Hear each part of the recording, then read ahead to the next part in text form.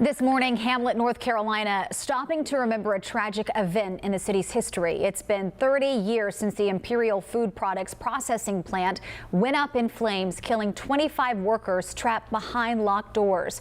On hand today, 3 first responders that fateful day, along with a handful of survivors. The fire chief, who is getting ready to retire, was also on hand. The deadly fire leading to massive workplace changes in the state. WCNC Charlotte's Richard Devane has more on the factory that had never once been inspected.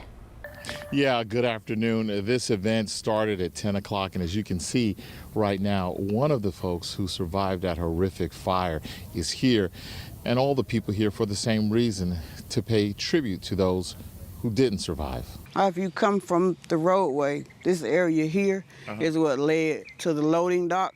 To the right of the loading dock is where we were locked in at.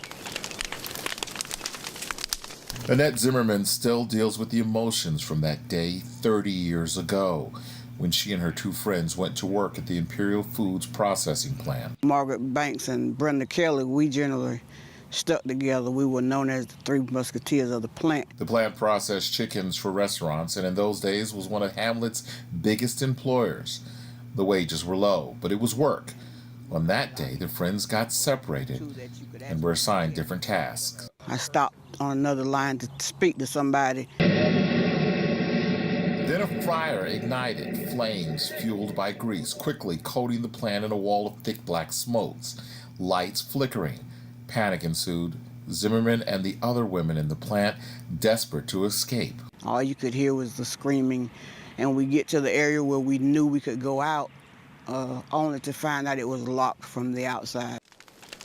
Emmett Rowe, the owner, had them locked, he said, to prevent employees from stealing chickens. Thankfully, someone managed to crawl out a hole and get help. But for some, it was too late. Of the 81 employees working at the time, 25 died. An additional 40 were injured.